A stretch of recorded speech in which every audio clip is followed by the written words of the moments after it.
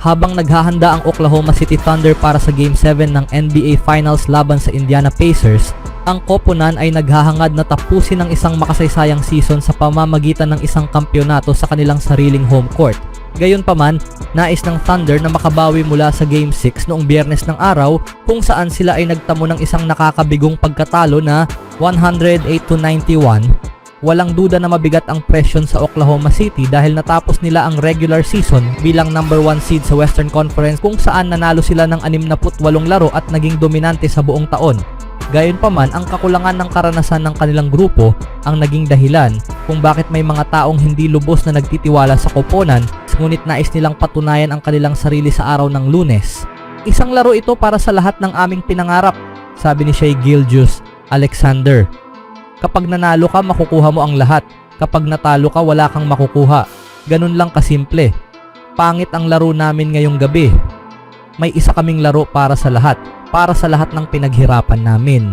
Ang mas magaling na koponan sa Lunes ang mananalo.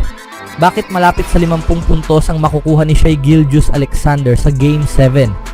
Sa pagharap sa Game 7 ng NBA Finals, ito ay magiging isang ganap na pagpapakita ng husay ng MVP na si Thunder star Shai Gilgeous-Alexander na tatapusin ang laro na may halos 50 puntos. 7 manlalaro lamang ang nakapagtala ng hindi bababa sa 50 puntos sa isang laro sa NBA Finals at bagaman hindi eksaktong 50 ang makukuha ni Gilgeous-Alexander, aabot ito sa mataas na 40 upang tapusin ang isang clutch na performance. Binibigyan ng benepisyo ng pagdududa ang natitirang miyembro ng team, kaya't maaaring hindi umabot sa 50 si Gilgeous-Alexander dahil may posibilidad na magkaroon din ng kahangahangang laro sina Jalen Williams at iba pa. Ngunit ipapakita pa rin niya kung bakit siya ang MVP ng liga sa pinakadakilang entablado.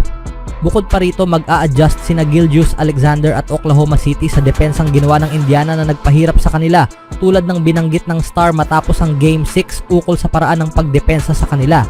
Hindi sila nagpa-pressure ng full court tulad ng dati, na naging sanhi ng mas maraming turnovers. Hindi ko inaasahan yon, sabi ni Gilgeous-Alexander. Isang malaking laro sa magkabilang dulo ng court para kay Chet Holmgren ng Thunder. Matapos makapagtala ng 4 na puntos lamang si Thunder big man Chet Holmgren sa Game 6 ng NBA Finals, ang susunod na matapang na prediction ay makakakuha siya ng 20-point double-double. Walang pagtutol na ang Oklahoma City ay number 1 seed sa Western Conference dahil sa isang dahilan at naging mahalagang bahagi si Holmgren. Bukod sa pagiging mahalaga sa kanilang opensa, malaki rin ang papel niya sa depensa at parehong aspeto ng kanyang laro ang makikita sa Lunes para sa Game 7. Nabanggit pa niya ang tungkol sa course correcting sa kanyang sarili at sa performance ng buong team, ayon sa ulat ng isang NBA insider, Thunder reporter.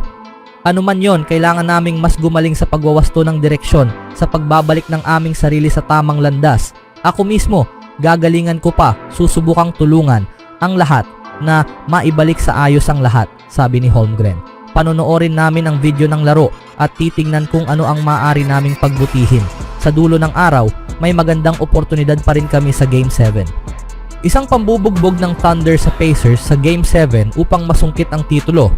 Bilang isang posibleng senaryo para sa Thunder sa Game 7 ng NBA Finals laban sa Pacers, bagaman inaasahan ng ilan na magiging dikit at puno ng opensa ang laban, ibang resulta ang dapat asahan.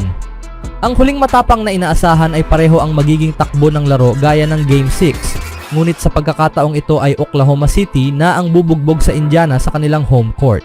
Kahit pa mabigat ang presyon, ang home crowd sa Paycom Center ang magtutulak sa kanila upang ipakita ang pinakamahusay nilang laro ngayong season at masungkit ang matagal nang inaasam na kampyonato ng prangkisa. Lahat ay nakasalalay sa mindset at kung paano nila lalapitan ang laro ayon kay head coach Mark Daigneault na may pananaw na siguradong magpapakalma sa koponan at itutuon ang pansin sa mahalagang sitwasyon ayon kay Nick Gallo. Pareho lang ang oportunidad namin ng Indiana sa Lunes, sabi ni Daigneault. 0-0 ang score kapag itinapon ang bola pataas. Isang pribilehiyo ang makapaglaro sa Game 7. Isang pribilehiyo ang makapaglaro sa finals. Bagamat nakakabigo ang laro sa Game 6, nagpapasalamat kami sa oportunidad at pinaghirapan naming lahat ito buong season para makapaglaro ng ganong laro sa aming tahanan. Nasasabik lang kami na gawin ito sa harap ng aming mga tagahanga. Nagpalitan na ng suntok ang dalawang koponan. May mga hindi inaasahang bayani rin na lumitaw gaya ni TJ McConnell para sa Indiana noong Game 6 o si Isaiah Hartenstein sa panig ng Thunder.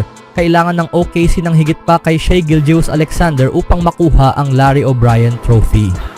Siya lang ang tanging manlalaro ng Thunder na umiskor ng higit sa 20 puntos sa lahat ng 6 na laro sa finals.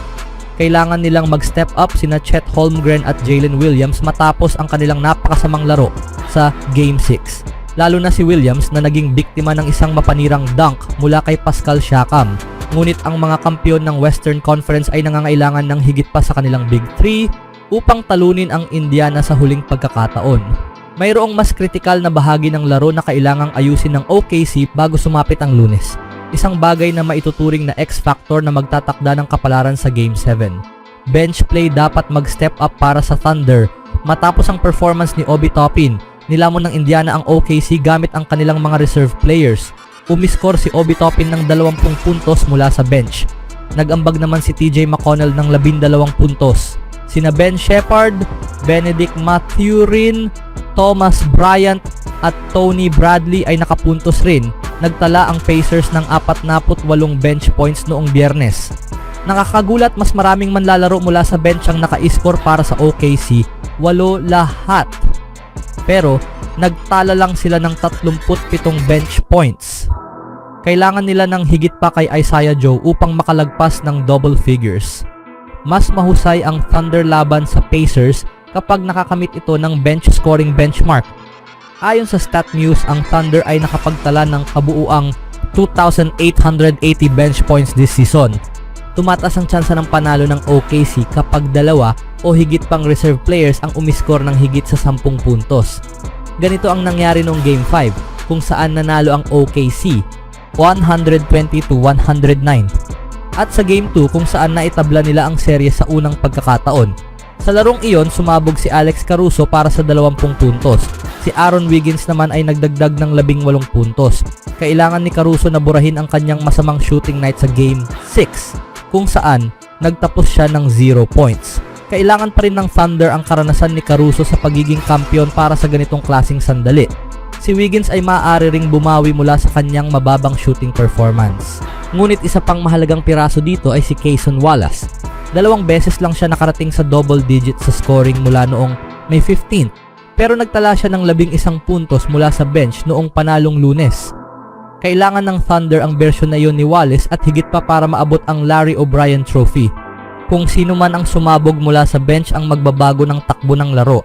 Nakita ng Indiana kung paanong sina Mathurin at Toppin ay naka-20 puntos at itinaas ang tsansa ng Pacers sa serye. Kailangan ng OKC na may gumawa ng kaparehong bagay mula sa kanilang panig. At magbigay ginhawa kina SGA, Holmgren at Williams sa larangan ng opensa. Magkakaroon ng turnovers, may papasok na shooting, may mga adjustment na gagawin. Pero ang pinakamagandang bench play ang pinakamahalaga sa lahat ngayon. Sa kahit anong paraan, isang kampeon ang kokoronahan sa araw ng Lunes habang parehong uhaw sa titulo ang Thunder at ang Pacers.